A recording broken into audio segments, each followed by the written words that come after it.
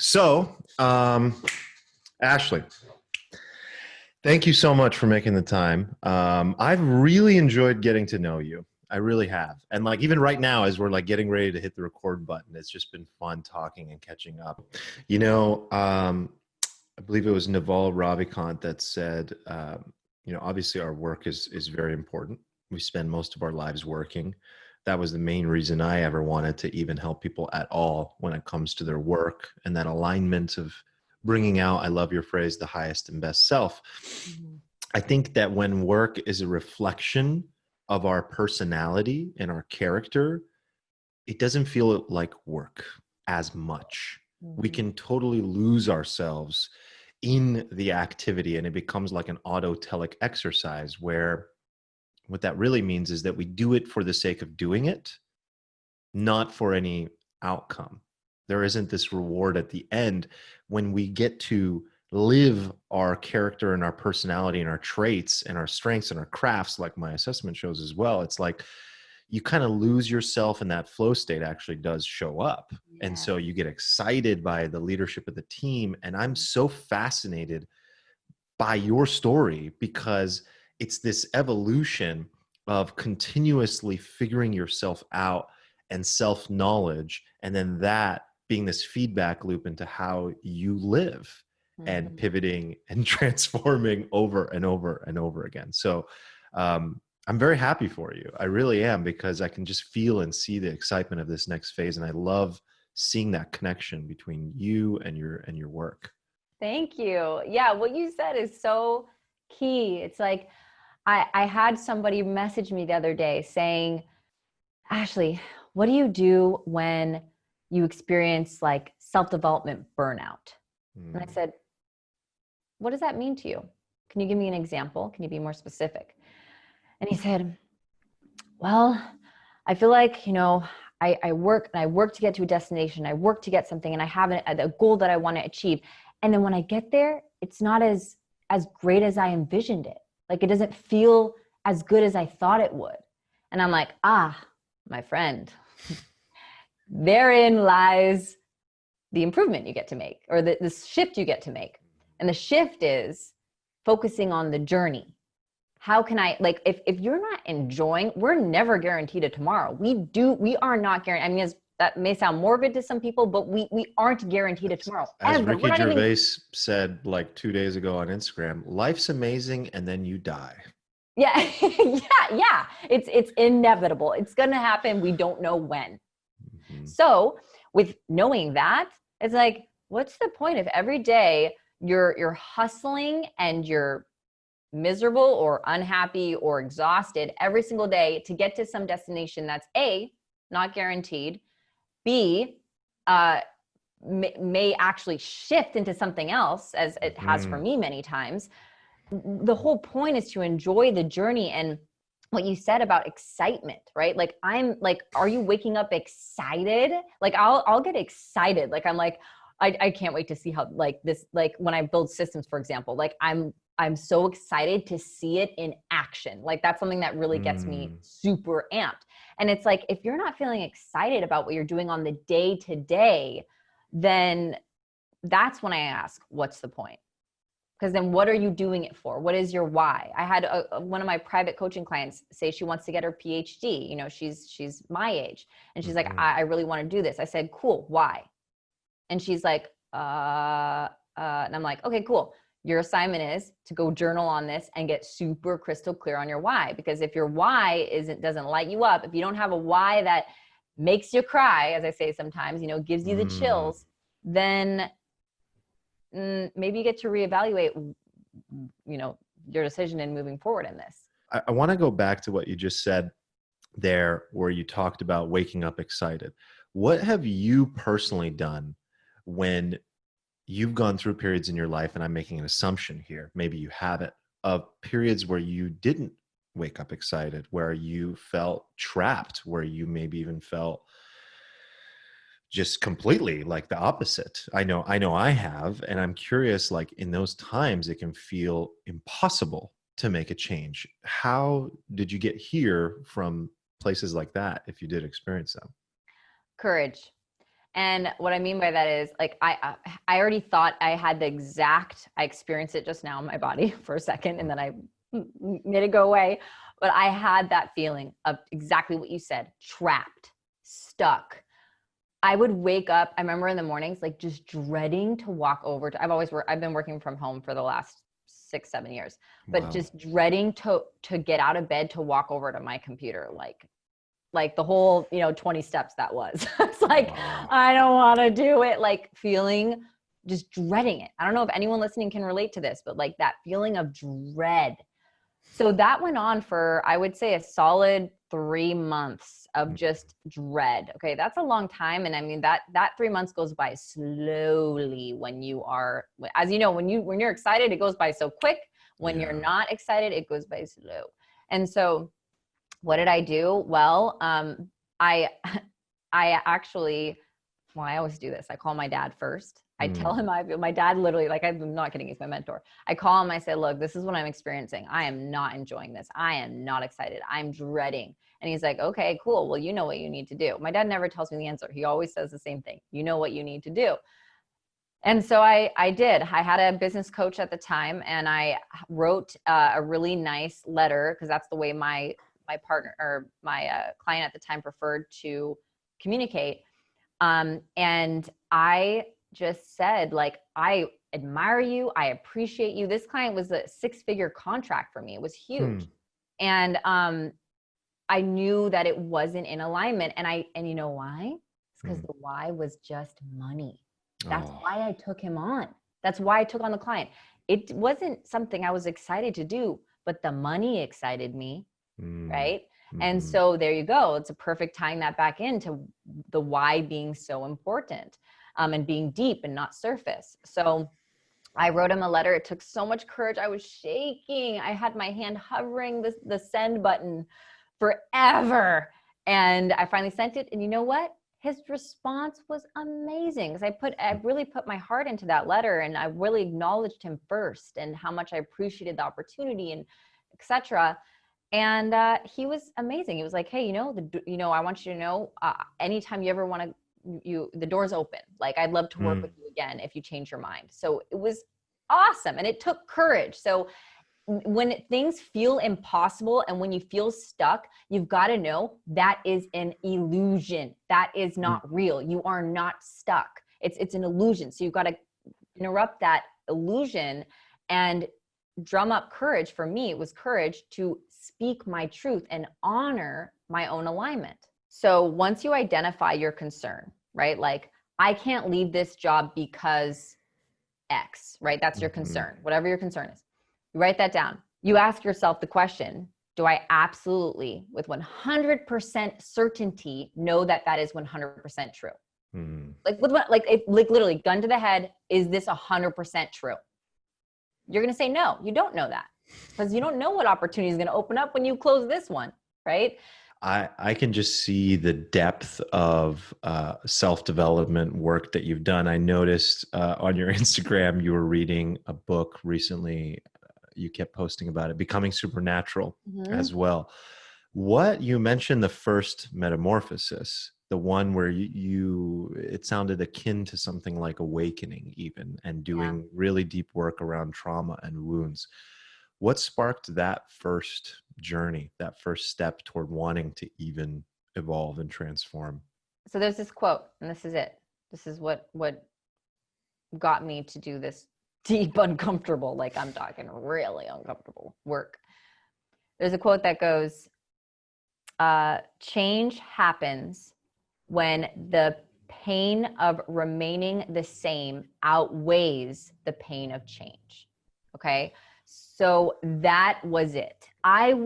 Why does it have to become so painful? Right. Exactly. And that's what I mean. That's why you and I are on the mission we're on, right? It's like, you don't have to hit that point. Right. Like, you really don't. You don't have to hit rock bottom, honey. I promise. But sometimes people do. It's their own journey, to each their own. And I was one of those people that, I can be stubborn. I can be self-righteous. Those are that's my shadow side that I'm working with on a day-to-day. And I was self-righteous and I was stubborn. And so I didn't want to look in the mirror. I didn't want to see that ugly stuff. What do you think, looking back, was really going on? What was the misalignment? What was the pain you were experiencing that needed the realignment? I really, and this is a strong word, but I really hated myself. Mm. For many reasons, which was the dark, the skeletons I got to pull out of my closet. I got to shine light on a lot of my darkness that I was avoiding. And as we know, what we resist persists and actually festers and grows. Well, I was burying and bearing shame on top of shame on top of shame. I would look in the mirror genuinely, and I would look at myself in disgust. Like, I hated myself. I hated everything about myself. I hated the way I looked. I hated the way I talked. I hated the way I laughed. I hated the way I expressed myself. So then I would mute myself, and I couldn't go into social settings unless I was inebriated. Like, and Mm-hmm. I would avoid social settings at all costs. And if I had Mm-hmm. to go to a networking event for work, I would be in the corner on my phone to disconnect so I wouldn't have to face anyone. And I was scared of, or so I thought, of rejection and judgment. Mm. But really what was going on underneath that is I was rejecting and judging myself. Oof. My own lack of acceptance, I was projecting onto other people. And that was like the big, like, I have chills thinking about when I realized that. And I was shaking on my knees. Like, my knees were shaking. I couldn't stand. I was crying and trembling. Man, just, it was a huge awakening for me to realize that. Wow. You have talk about a metamorphosis. That's not a light one. That's not an easy one. That is full blown. What's first of all, I hope you are super proud of yourself. I really do. I mean, it's interesting.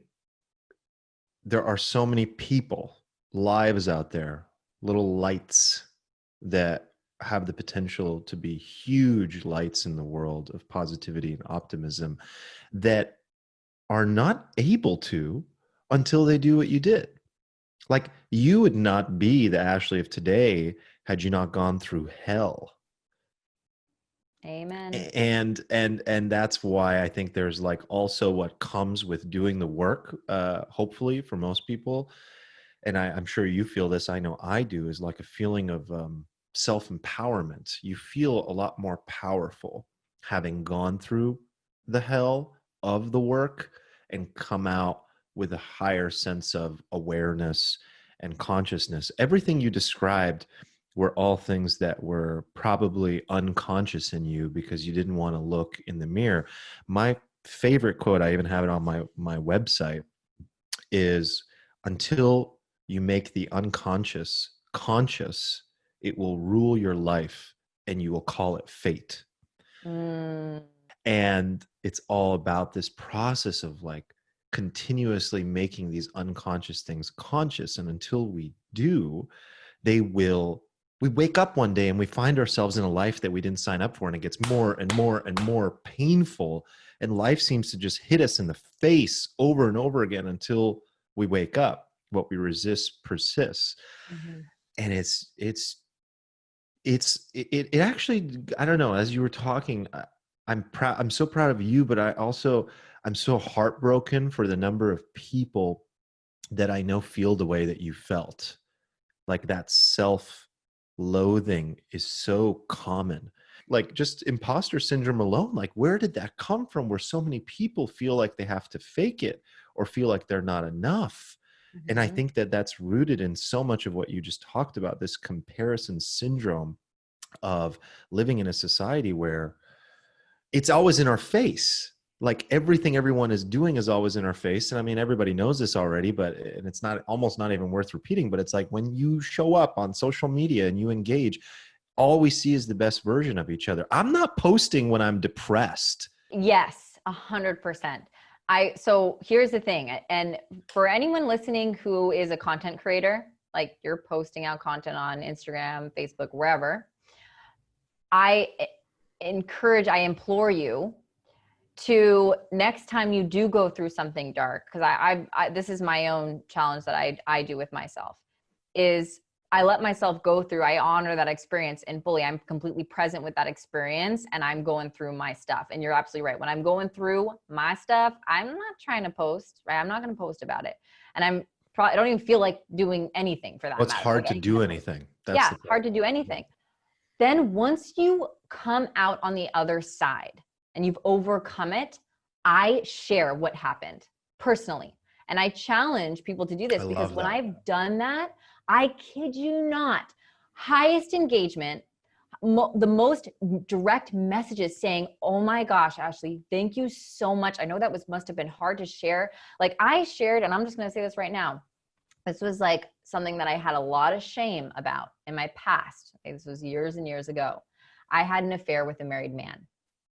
I couldn't even say that out loud, like not even to myself. I actually wrote a post and I revealed those things. And I expressed how the shame I went through and the judgment and the, like how much that affected me and raw. And I kid you not, that was like one of my highest performing posts and just the impact that it created, the ripple, you know what I mean? Yes. So it's powerful when we're able to shed light on our own darkness that we go through, because when we do that, we're actually simultaneously shining light on other people's darkness. We're supporting them and doing that themselves as well. Actually, something I've been thinking about a lot, I'll ask you, what do you think about the lifestyle of ignorance is bliss? Well, it can be very true. I'll tell you that because I've done it. I'm a dismissive avoidant. Okay. So what dismissive avoidant does is when shit goes down, when shit hits the fan, when stuff gets intense, what do? We put a big wall up and we say, okay, I'm not going to look that way. I'm going to look that way. And I'm going to like go in my bubble. I'm going to withdraw. I'm going to turn the other cheek. Right.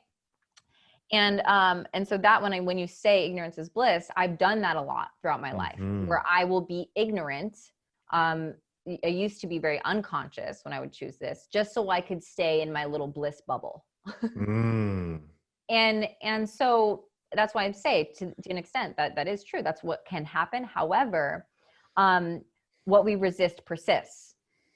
So we're going back to that, right? So when we're ignoring, what is that? We're resisting. Right. It's like if a freaking wave, if like waves are coming and you're like ignoring the wave, it's still happening. Like you can try to resist the wave, but like you're gonna get hit by the wave. Like, right. You know, right. And so you're just causing yourself even more pain and you know, struggle by trying to resist so much to stay in your bubble, your bliss bubble. So. You absolutely nailed it. At least as far as my experience has shown me as well. I resonate with that so deeply because I went through such a phase of the bliss bubble. And I used to see life as like there was this intersection that I would constantly arrive at in my mind. It was a metaphor. And one path was, well, I could just continue on this bliss bubble and avoid pain and the journey of self-knowledge and making the unconscious conscious. I can avoid that. And I'd probably have a pretty decent life. Probably have a nice job, travel a little bit, find a nice girl, you know, raise a nice family, and, you know, I'll just avoid pain, right? And then on the other path is the intentional commitment, it seems, toward self-knowledge. And I would constantly arrive at that and I would ask myself, this is going to sound weird, but it's really what I experienced. I really viewed it, and I don't know if I'd watched The Matrix at this point or if it was before or after, but I would literally view the other road as taking the red pill. Like I thought about it deeply and I would just sit there and say to myself, I don't think there's going to be any turning back. And I don't think this ride is going to be very comfortable. But all the dreams and goals that I have for my life, which are intended to create meaning for my life out of this existence that I don't have an answer for what it is. I created these goals and these visions to create meaning. And they all were on that other path. They weren't on that easy path. They weren't on the one that was like, just, bliss bubble, take it easy, avoid pain.